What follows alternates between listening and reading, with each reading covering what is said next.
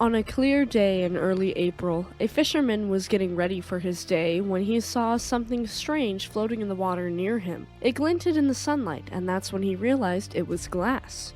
Pulling the strange object from the water, that's when he realized it was something ordinary yet extraordinary at the same time. An ordinary glass bottle with an unbelievable message stored inside.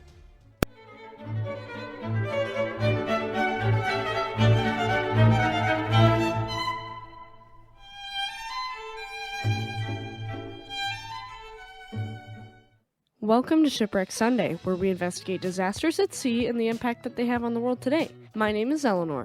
Today we will be discussing the grounding of the 5-masted American schooner, Carroll A.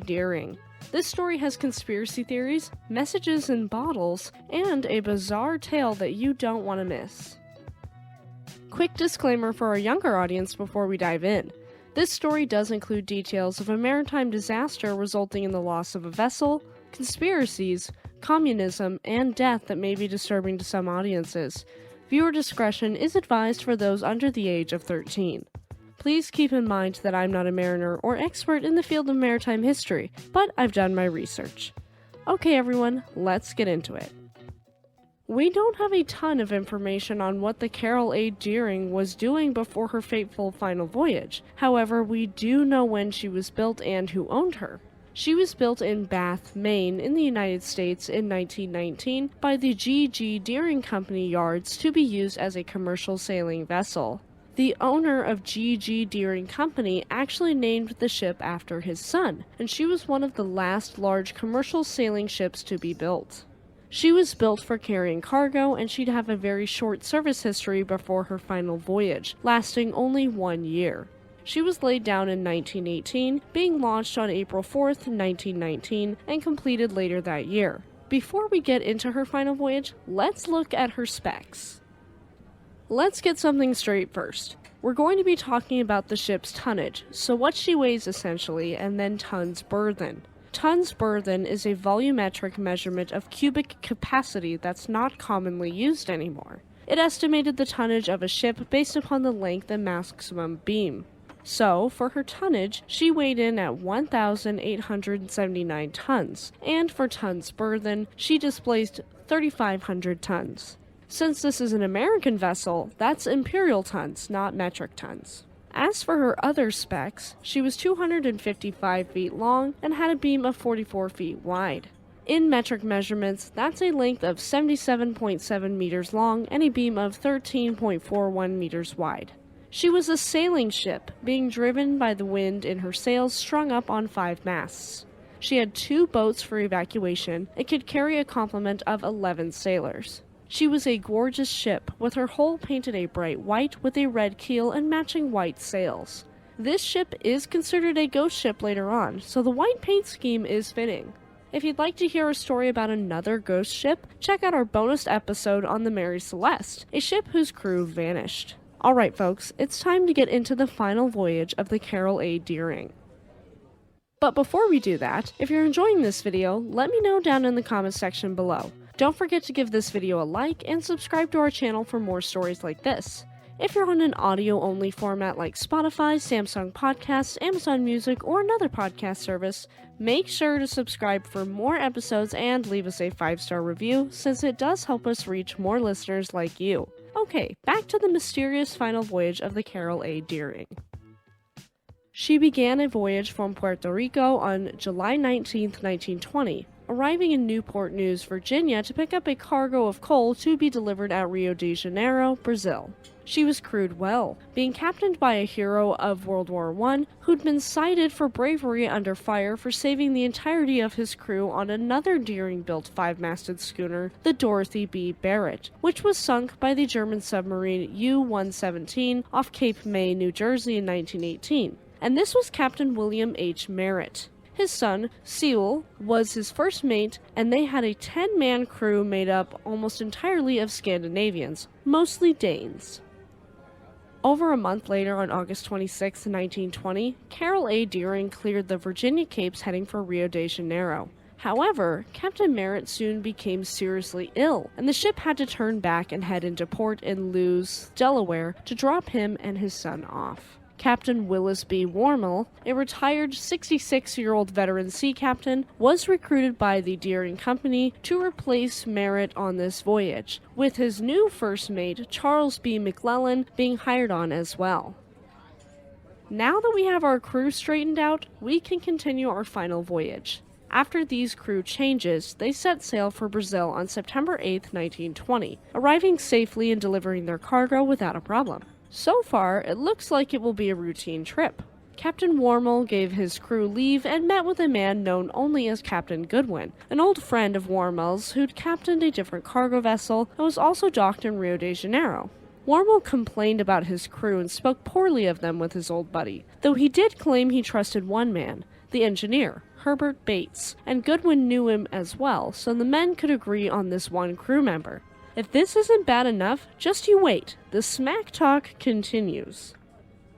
Continuing with the high school locker room talk, the Deering left Rio de Janeiro on December 2, 1920, and stopped for supplies in Barbados, an island country and microstate in the Lesser Antilles of the West Indies. First mate Willis B. McClellan was highly intoxicated one evening out on the town and complained to the captain of another vessel, the Snow, Captain Hugh Norton, that he couldn't discipline the crew without Captain Wormel getting in the middle of it and undermining him, and that he also had to do all of the navigation due to Wormel's poor eyesight. Later, Captain Norton, his first mate of the Snow, and another captain were in the Continental Cafe and overheard McClellan say, quote, "I'll get the captain before we get to Norfolk, I will." McClellan was arrested while inebriated, but was forgiven by Captain Wormel on January 9, 1921, with the captain generously bailing the first mate out of jail, and they set sail for Hampton Roads. If you'd like to hear a story with some arrests and an interesting crew, check out our episode on USS PC-1264, a ship ahead of its time. The next time the ship was seen was on January 28, 1921, off North Carolina when the Deering hailed the Cape Lookout lightship.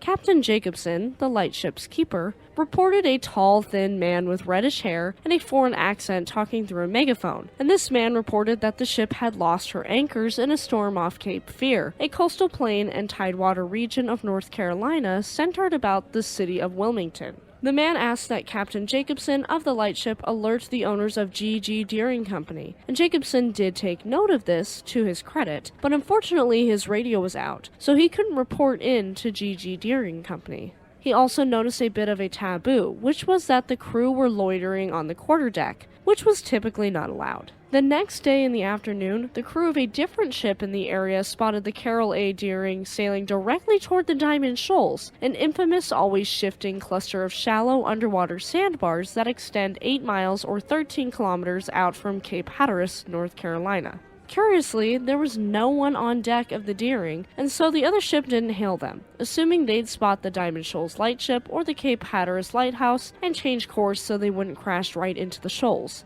Well, let me tell you why they were wrong. Alright folks, a quick note before we get into that. If you have any ships you'd like us to cover, make sure to leave us a comment with your suggestions and you might hear your favorite ship here on the podcast. Check out our community tab to keep up with us, and we are also on Facebook, Instagram, and Twitter.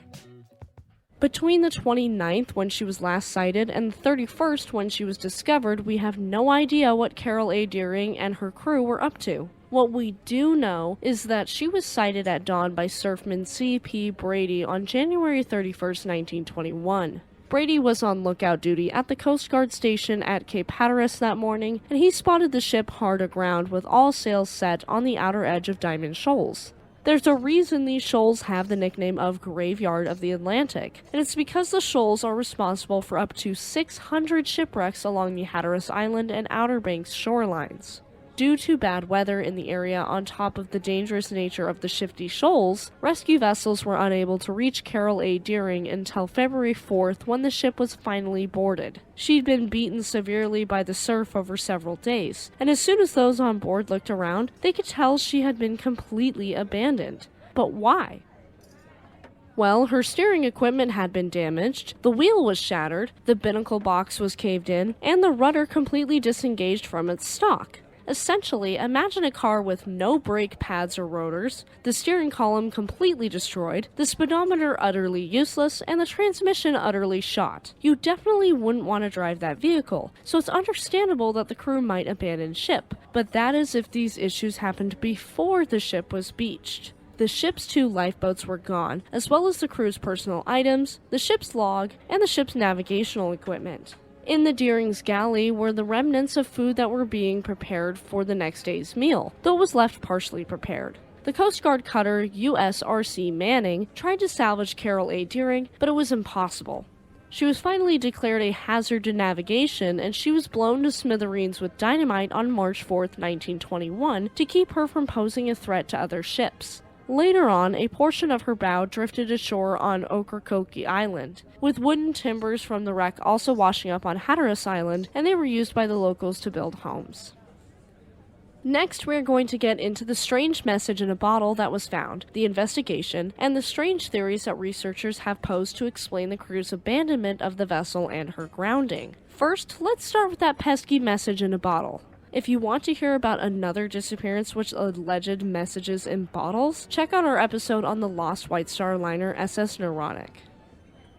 On April 11, 1921, Christopher Columbus Gray, a local fisherman in North Carolina, alleged he'd found a message in a bottle floating in the waters off the beach of Buxton, North Carolina, and he quickly handed this message over to the police. Allegedly, the content of this message was as follows, quote, "Deering captured by oil-burning boat something like chaser. Taking off everything, handcuffing crew. Crew hiding all over ship, no chance to make escape. Finder, please notify headquarters Deering." Interesting, right? Well, the police of Buxton certainly agreed with you. The handwriting would later be identified by Captain Wormel's widow as that of the ship's engineer, Henry Bates, and the bottle was manufactured in Brazil. This message, as well as the sighting of a, quote, mysterious steamer that arrived at the Cape Lookout lightship in the wake of the Deering, did seem to support the message's allegations of hostile action toward the crew of the Deering. This steamer's story gets stranger and stranger, folks, since the captain of the lightship had tried to hail the steamer so that they could relay the message from the Deering since his radio was dead, but the steamer didn't respond, and he couldn't get the name of the ship since they'd covered her nameplate with a canvas. If you aren't guilty, what do you have to hide? Though this is all very convincing so far, let's see why it might be a work of fiction. First of all, if Henry Bates did acquire a pen, paper, and a bottle and time to write the message, cork the bottle, and huck it into the sea while they were being raided by the steamer, why on earth would they ask the reader of said message to alert G.G. Deering Company instead of the authorities? Handwriting experts who examined the note later concluded the message was forged, and after further questioning by federal agents, Fisherman Gray would confess to forgery. Apparently, he'd done so in hope that the publicity would help secure a job for him at the Cape Hatteras Light Station. Okay, it's time to look into the investigation into the grounding of Carroll A. Deering. The U.S. government was obviously concerned with the possibility of hostiles boarding ships so near American shores, so they launched an extensive investigation into the disappearance of the Deering's crew. 5 federal departments would look into the case: Commerce, Justice, Navy, State, and Treasury. Herbert Hoover, then the Secretary of Commerce and not yet the 31st President of the United States, was fascinated by the fact that several other ships of various nationalities, most notably of these ships was the sulfur freighter Hewitt, had also disappeared in powerful hurricanes, with the Hewitt and the Deering being proven to have been sailing away from the area of a hurricane at the time of their disappearances. Lawrence Ritchie, Hoover's assistant, was put in charge of the investigation, and he tried to chart exactly what happened to the Deering between her last sighting at Cape Lookout and running aground on the Shoals, and he did this by reading the logbooks of the Coast Guard lightships that were in the area at the time. Well, this was only one side of the story, of course, and didn't clear the air enough to find the reason for the abandonment. However, an Italian inquiry into the disappearance of the Monte San Michele confirmed that there had been strong hurricanes near the shoals, and so mutiny was accepted as the unofficial explanation for the Deering crew disappearing into thin air. The investigation was closed in late 1922 without citing any official finding for the disappearance in the subsequent report. During its investigation, the US government considered 5 main theories, and just warning you, some of them involve the Red Scare. So let's define that for our younger audience first. The Red Scare is and was a form of public hysteria provoked by fear of the supposed rise of leftist ideologies in a society, especially communism, and it was very prevalent during the Cold War. Of course, this is before the Cold War, but the United States was still experiencing the first Red Scare during this time frame, known as the Red Scare of 1917, and it continued into the 1920s. And, of course, we did bring up some politics here that can be potentially sensitive subjects to some. All that I ask is that we keep our comment section politically neutral and friendly to all, and that we focus on what's important, the disappearance of Carroll A. Deering. Alright, now that that is out of the way, let's get into some of these theories. The first and most plausible was hurricanes. Hurricanes are a big problem for the east coast of the United States, so I could see this happening. The government, particularly the Weather Bureau, were adamant that a series of powerful hurricanes known to have been plaguing the Atlantic at the time was not only the cause for the disappearance of Carroll A. Deering's crew, but other disappearances at the time as well. Both the Deering and the Hewitt were heading away from the path of these storms. However, it's been pointed out by several authors that the state of the ship indicates the evacuation was orderly and not panicked, so that does make the hurricane theory a bit less likely. Let's move on to the next theory. Next on the chopping block is piracy. Captain O.W. Parker of the United States Marine Shipping Board believed piracy was definitely possible, and he stated that in his opinion, quote, "Piracy without a doubt still exists as it has since the day of the Phoenicians." Phoenicians, for our younger listeners, were an ancient civilization originating in the Levant region of the eastern Mediterranean. Captain Warmel's widowed wife was a huge advocate of this theory, and it was believed that at the time a group of pirates were responsible for many disappearances. However, there's been no evidence to support this theory, so we have to take it with a grain of salt. Here's our Red Scare-esque theory. Russian or communist piracy.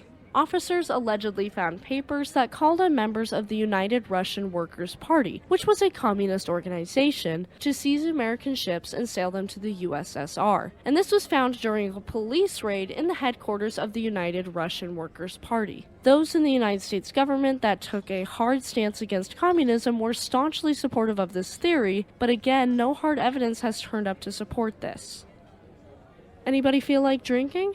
Well, our next theory has to do with rum runners. This disappearance, of course, took place during the Prohibition, and at the time, rum runners would transport and sell liquor to Americans in the United States who just wanted an old-fashioned. There's been speculation that liquor smugglers working out of the Bahamas wanted to steal the ship and use her to run rum, since she was a large ship and allegedly was carrying roughly $1 million worth of liquor in her cargo hold, though that hasn't been proven. Though the ship was large, she was pretty noticeable and slow, so she wouldn't have been ideal for rum runners in all honesty, and again, we have no evidence to back this claim. And finally, we have the theory of mutiny, the unofficial explanation for the abandonment of Carroll A. Deering. The conflict between Captain Warmel and First Mate McClellan was well documented and suggested that there may have been trouble brewing among the crew of the Deering. Captain Jacobson at Cape Lookout thought that the Deering was a bit off. The man who hailed the lightship was most certainly not Captain Warmel, and he definitely wasn't an officer either. Quote, "A plain case of mutiny," is what Senator Frederick Hale of Maine stated, agreeing that mutiny was the cause of the crew's disappearance, and discontent with Captain Warmel most certainly could have been the root cause of a mutiny. But again, we still don't have concrete evidence for any particular explanation. If you want to hear about another story involving a crew that didn't particularly get along, check out our episode on Essex, the ship that the novel Moby Dick was based upon. There is more speculation on the Deering's disappearance now that time has passed and our society is a bit more removed from the issues of yesterday, and we'll briefly cover 3 of them. The first is evacuation, and this is referring to the fact that the Deering's crew simply might have just abandoned ship after the Deering grounded on Diamond Shoals and were unable to make it to shore, being swept out to sea and dying in 2 small open lifeboats. The second we will cover is possible involvement with SS Hewitt, the other vessel that went missing that we discussed earlier. The Coast Guard found distress signals that had been lit, 2 red lights high in the rigging, when they boarded Carroll A. Deering. Hewitt had been in the area, and if they'd seen these distress signals, maybe they scooped up the Deering's crew before the Hewitt went down with all hands. And this means that the Deering's crew would have escaped death on their own ship just to find it on their rescue vessel.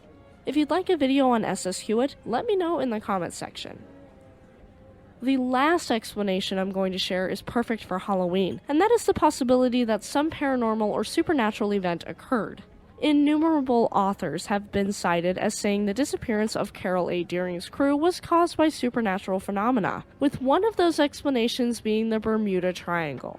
The Bermuda Triangle, or Devil's Triangle, is an urban legend focused on a loosely defined region in the western part of the North Atlantic Ocean, where a number of aircraft and ships are said to have disappeared under mysterious circumstances. However, the Bermuda Triangle is hundreds of miles away from Diamond Shoals and Cape Lookout, and there definitely was a crew on board at Cape Lookout, so that makes this theory difficult to believe.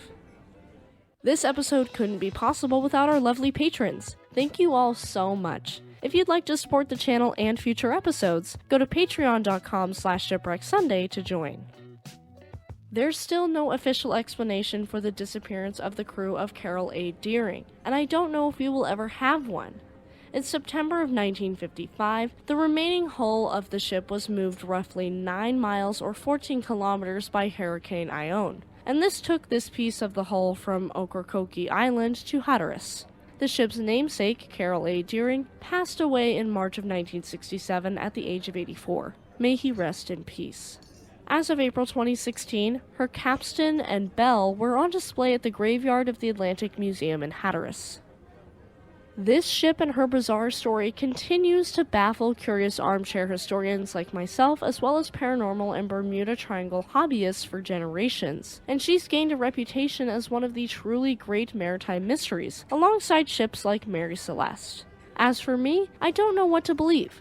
I personally think mutiny is the most likely option given what evidence we do have, but I'm no expert. I just hope the victims of the disaster have found peace and are resting easy. May we never forget the fact that they were human beings with family and friends who loved them, and their loss caused pain and suffering. Stories like this will always be tragic and fascinating, and one of these stories that I've covered is SS Pacific, the sister ship of the ill-fated SS Arctic that disappeared without a trace. I don't know if we will ever truly know what happened to the Carroll A. Deering, but that's the story we have for her today. Thank you for tuning in to Shipwreck Sunday. Stay tuned next week for the story of the second RMS Laconia, a Cunarder requisitioned into wartime service, being sunk by a U-boat and killing hundreds of Italian prisoners of war. Have a great week, and we'll see you next time.